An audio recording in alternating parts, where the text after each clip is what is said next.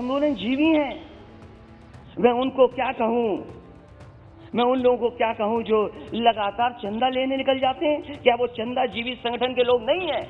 अगर वो हो सकते हैं जिनको आप आंदोलन जीवी बोल रहे हैं, तो आप भी तो चंदा लेने के लिए निकल पड़ते हैं, जब कहीं तब निकल जाते हैं आप।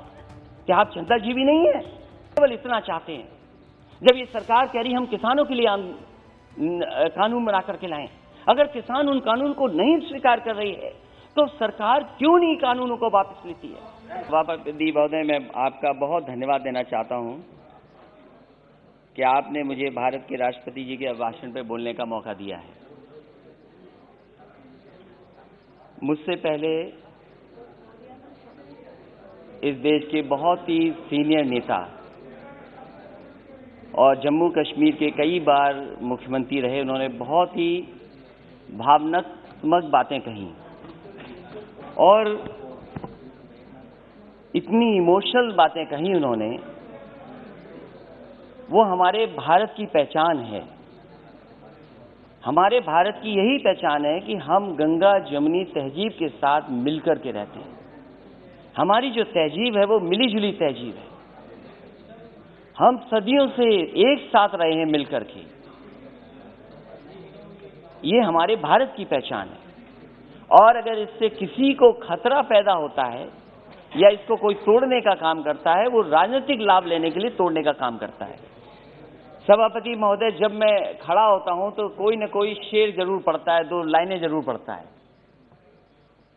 पिछली बार भी जब मैं खड़ा हुआ तब भी 2 लाइनें किसी ने पढ़ी, सामान्य सदस्य ने।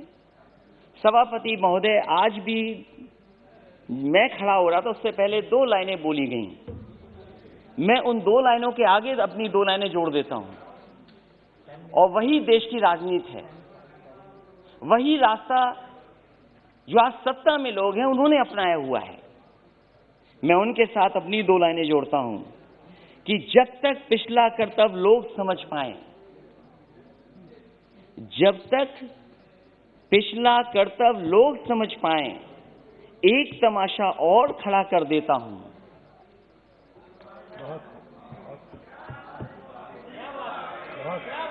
सभापति महोदय,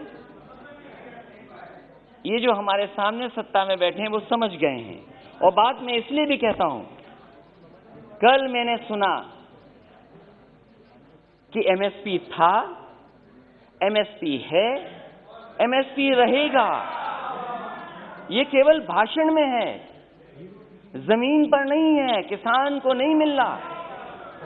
और अगर किसान को मिल रहा होता सभापति महोदय, तो दिल्ली घेर करके किसान ऐसे नहीं बैठता।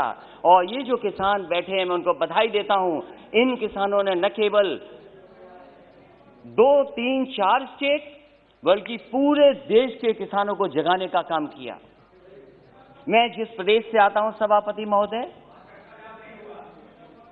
मैं इनसे जानना चाहता हूं कि उस प्रदेश की जनता ने 2 बार इनकी सरकार बनवाई है। 2014 में भी समर्थन मिला जनता का, 2019 में भी समर्थन मिला। मैं इनसे जानना चाहता हूं कि राष्ट्रपति अभिभाषण बोल रहे हैं, क्या जिस डिस्ट्रिक्ट से महामहिम राष्ट्रपति जी आते हैं, क्या उस डिस्ट्रिक्ट में एमएसपी किसानों का मिला है धान का कि नहीं मिला है?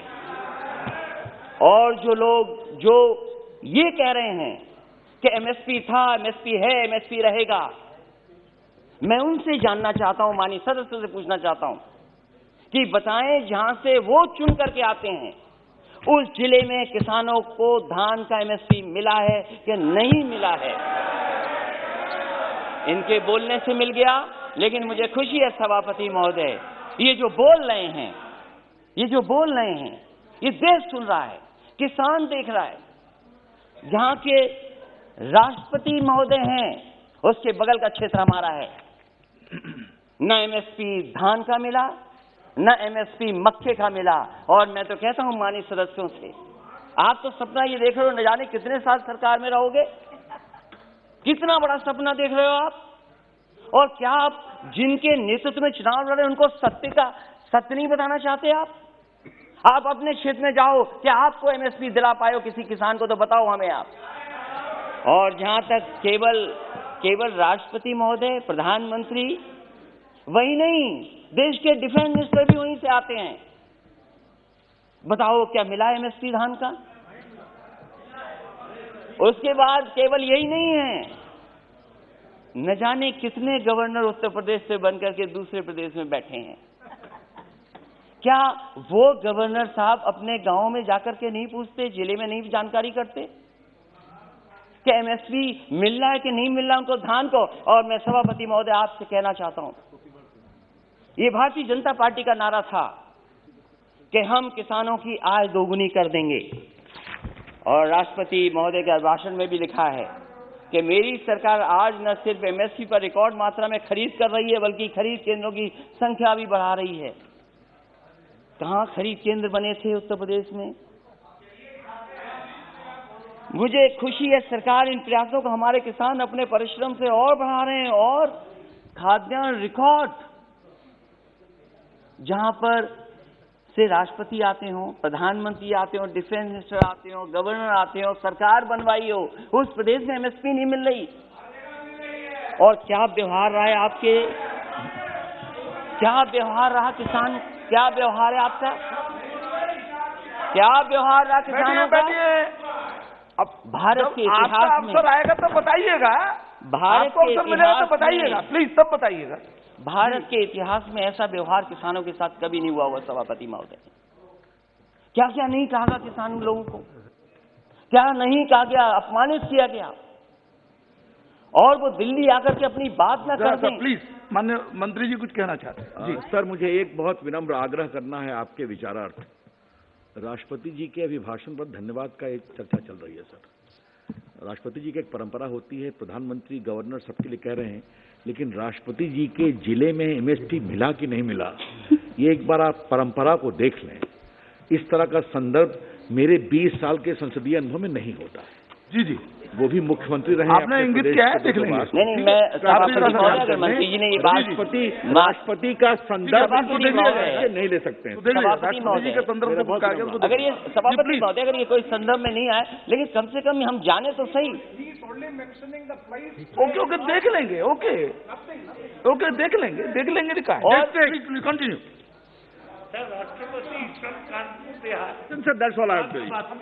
स्वागत है, प्लीज बगल की बैठ जाइए। वो मुख्यमंत्री रहे हैं, वो भी जानते हैं, मुख्यमंत्री रहे उत्तर प्रदेश के। जी, ऐसा व्यवहार किसानों के साथ कभी नहीं हुआ, और कितना अपमानित किया गया उनको, क्या क्या कह करके नहीं बुलाया गया उनको।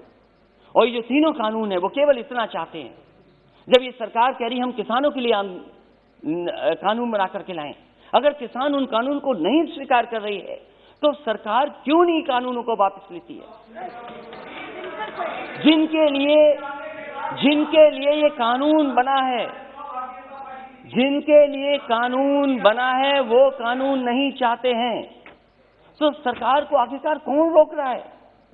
और क्या ये आरोप ठीक नहीं है कि कॉर्पोरेट घराने को लिए आपने कारपेट बिछा करके इन कानूनों को लाने का काम किया? आप जनता से चुनकर के आते हैं, जनप्रतिनिधि बन रहे हैं, लेकिन लगता यहां पर है सदन में बैठ करके आप धन प्रतिनिधि बन करके आए हैं। और क्या कहते हैं आप? जो लोग आंदोलन कर रहे हैं उनके लिए आप क्या कहते हैं? जो आंदोलन, ये देश आजाद हुआ आंदोलन से, न जाने कितने अधिकार मिले आंदोलन से।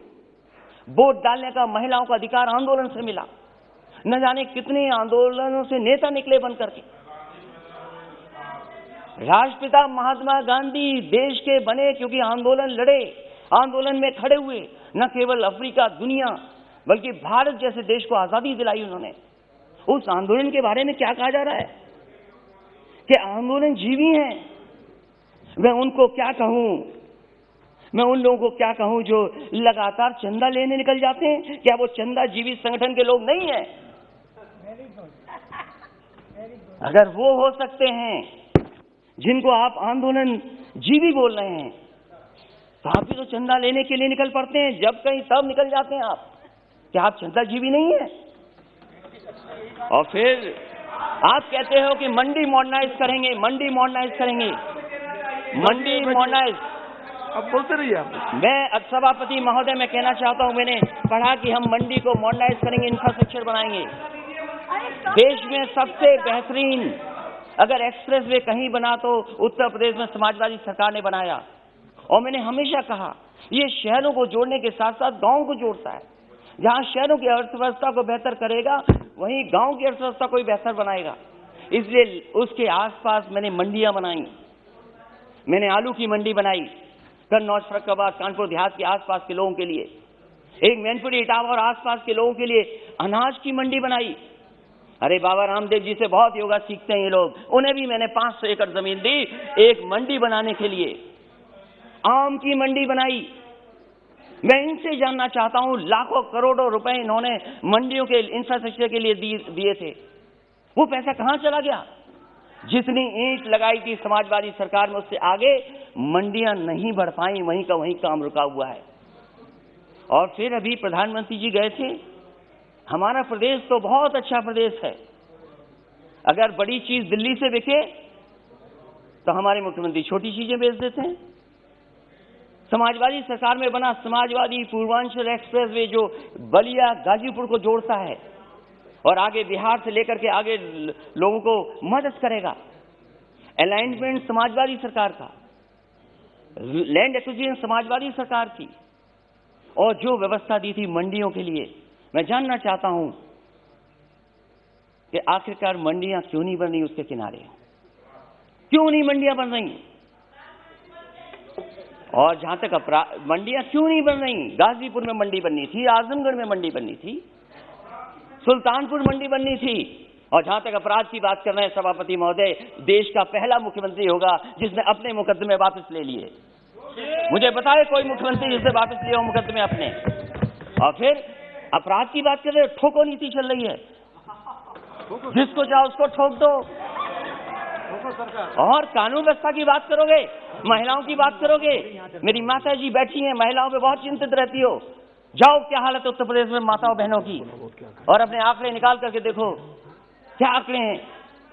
सबसे ज्यादा अपराध अगर कहीं हुआ है तो महिलाओं के साथ अपराध उत्तर प्रदेश में हो रहा है।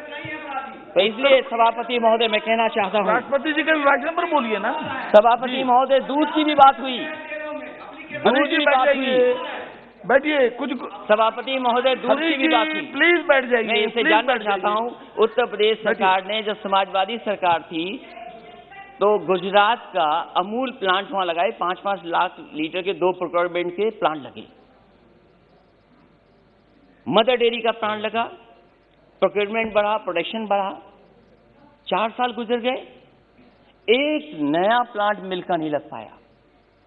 और दुख तो तब होता है जब लखनऊ के प्लांट में, अमूल में, वहां के लोगों का दूध नहीं प्रोक्योर हो रहा, गुजरात से आकर के प्रोक्योर हो रहा है दूध। वहां पर सरकार बनाए उत्तर प्रदेश, लाभ किसको मिले? इसलिए सभापति महोदय समय मेरे पास आपने कम दिया, मैं धन्यवाद देता हूं, लेकिन मेरी यही गुजारिश है कि जहां किसान की जान चली गई है, मैं श्रद्धांजलि देता हूं, उनके परिवार के लोगों को नौकरी मिले। ये ऐसा दुर्भाग्य है जहां किसान अन्नदाता हमारा बैठा और सरकार नहीं सुन रही। और अहंकार तो बड़े बड़ों का नहीं बचा। ये वो किसान हैं जो कीले उखाड़ देते हैं, पेड़ उखाड़ देते हैं, बंजर जमीन को ठीक कर देते हैं। और समय आएगा सभापति महोदय, इस सरकार पे भी पटेला चलेगा।